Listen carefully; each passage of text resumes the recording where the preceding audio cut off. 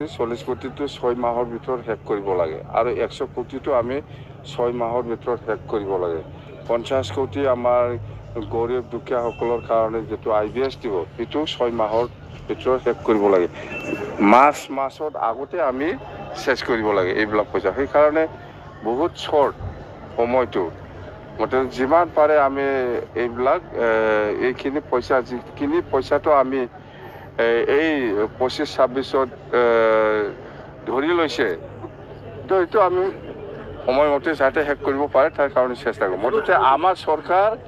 সেপ্টেম্বৰ লাষ্টৰ পৰা হ'ব আচ্ছা স্যাৰ এই অঞ্চলে দুইমাৰি ইতিমধ্যে প্ৰাৰ্থী তালিকা ঘোষণা কৰেছে কি প্ৰত্যাবাৰ হবে নাকি এই অঞ্জলি দৈমাৰীক সুধিলেহে গম পাব মই আমাৰতো বিপেফ দল মইতো বেলেগ দলৰ কি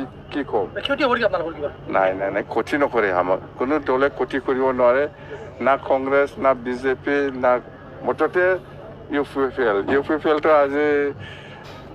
আপোনালোকে চাওক ইউপিপিএলে আজি মানে কেণ্ডিডেট সেইদিনা 18 জন ডিক্লেয়াৰ দিছে প্ৰমোদ বড়ো নিজৰ সমষ্টিটোত আজিলৈকে ঠিক কৰিব পৰা নাই সেকেন্ড লিষ্টটো আহিব ডেট খোৱা নাযায় না ক'লে বিৰাট হাংগামা হয় সেইকাৰণে আমি আৰামত দিম মই এইবিলাক বুজি নাপায় প্ৰমোদ বড়োৰ নিচিনা খেলা মেলা দি পেলাই মই টাইম পাছ কৰা মানুহ নহয় আমি কাম কৰিম আমাৰতো ফূৰ্তি কৰিব লাগিব যিহেতু আমি চৰকাৰ গঠন কৰিবই এটোতো ফূৰ্তি নকৰিলে কেনেকৈ আগতো কৰিছে এইবাৰো কৰিব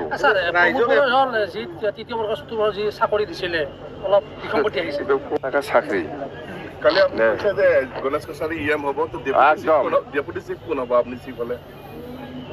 ঠিক কৰিম পাৰ্টিয়ে ঠিক কৰিব ডেপুটি চিফ কোনে হ'ব পাৰ্টিয়ে ঠিক কৰিব স্যাৰ আপোনালোকৰ যিটো লক্ষ্য আৰু উদ্দেশ্য একো কোৱা নাই কিন্তু নৃত্য গীতেৰে মানে সভাখন শেষ কৰাৰ কথা বাৰে এইটো অলপ আগতে সুধিছেতো আমি যিটো চৰকাৰ বনাব সেইকাৰণে আমি ফূৰ্তি কৰি আছে এতিয়া পৰাই বাছ মই কোৱা নাই নেকি 100 কোটি মই কেনেকে ইউজ কৰিম 40 কোটি কেনেকে ইউজ কৰিম মই সুধিছেতো হয় ৰাস্তা পাইছে দলং বনাইছে ৰাস্তা বনাইছে আমিও দেখিছো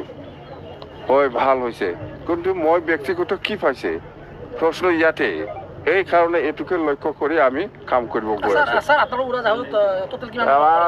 উৰাজাহাজ আমাৰ দিবই পৰা নাই ভাড়া আৰু বুদ্ধি থাকে ড্ৰাইভাৰক সুধকচোন মই পইচা দিব পাৰিছে নেকি ভাড়া তেল ভৰাব পইচাটো দিছে পাইছে কোনে দিছে মই মাটি যে বিক্ৰী কৰিছে তহঁতে খেল আছে